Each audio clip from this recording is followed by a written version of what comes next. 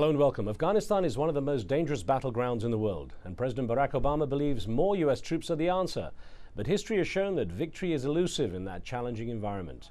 20 years ago, the Soviet Union was pulling out, bitterly defeated, and the US and its allies have fared no better since the hunt for Osama bin Laden began in 2001. President Obama says Afghanistan has not received the strategic attention and resources it desperately needs, and wants to make a more decisive push by doubling the number of combat brigades. There have been several heavy clashes in Afghanistan over the past few days, with insurgency-linked violence this year expected to match that of last year. On Thursday, Afghan guards were killed in Paktika province, and to the south in Helmand province, 4 British soldiers died.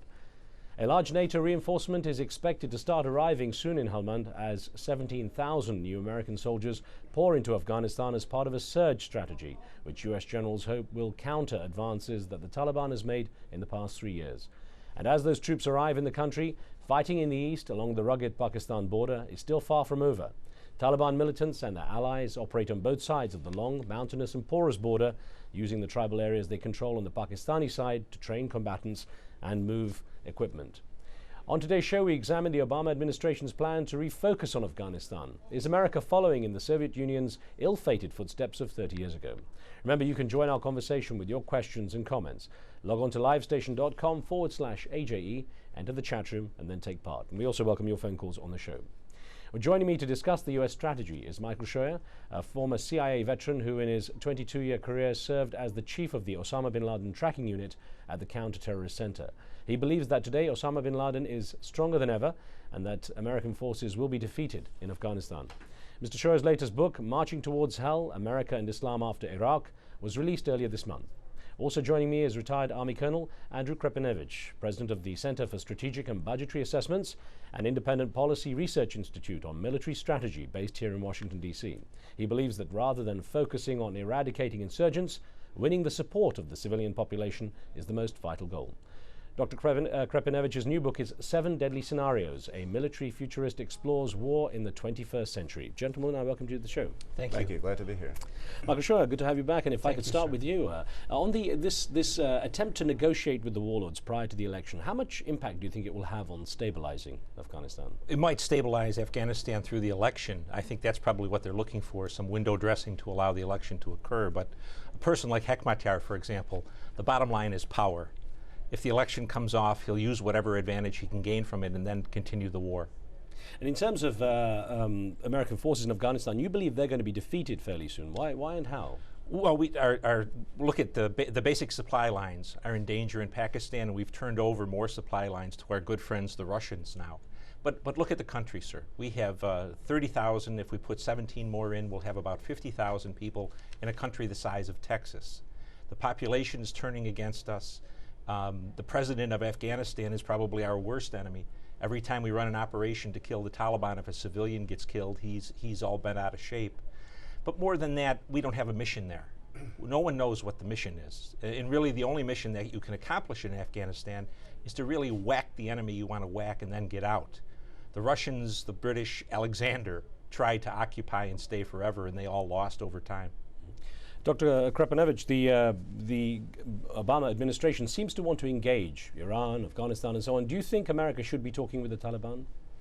At this point right now, if you're talking to the Taliban, you're talking from a position of weakness. I think you can sort of lose on the installment plan through negotiations at this point in time. So I don't see that assisting us in terms of achieving any of our objectives in that part of the world. You know, the question I think that Michael points out is there a path to victory? What are your objectives? And how do you go about proceeding along those lines? And again, right now at this point, negotiating with the Taliban just isn't in the cards, I think, if you've got that goal in mind. And is the increase of troops, is 17,000 extra troops going to make a big difference? I don't know if it'll make a big difference. One of the key questions they're focusing right now is how do you use the troops you have? As Michael said, we've got 30,000, 17,000 more, maybe 13,000 more after that on the way. It doubles at the 60,000.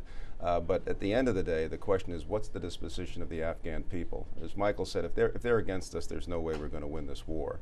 The question is, can we get the Afghan population behind us? And I think a big part of that has to do with can we train, equip, and maybe advise an Afghan national army that is capable of retaking and providing security for the population, retaking certain sections of the country, and in so doing enabling the reconstruction that will give the Afghan people a sense that a better life is ahead of them.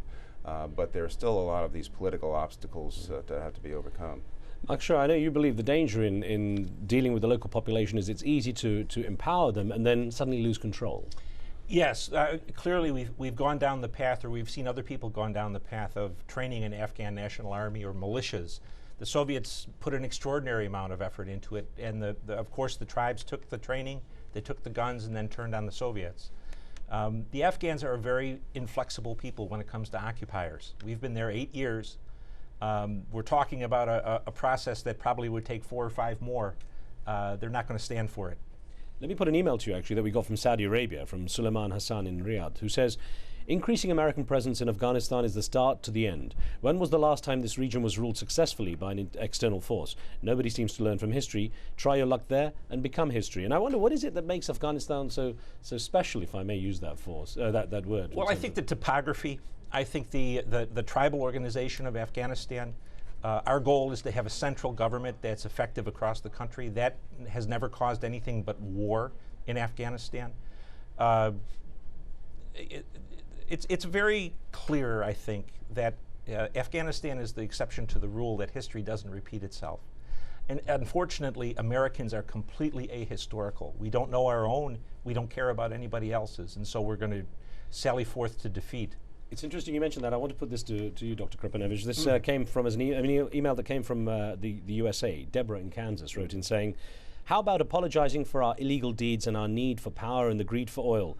How can you win when you're wrong, i.e. Vietnam? And I know you studied America's role in Vietnam in your influential book, The Army in Vietnam. You talked about how America could have won with a different approach. Now, when you look at Afghanistan, is there any real comparison with Vietnam? Could Afghanistan end up as Barack Obama's Vietnam?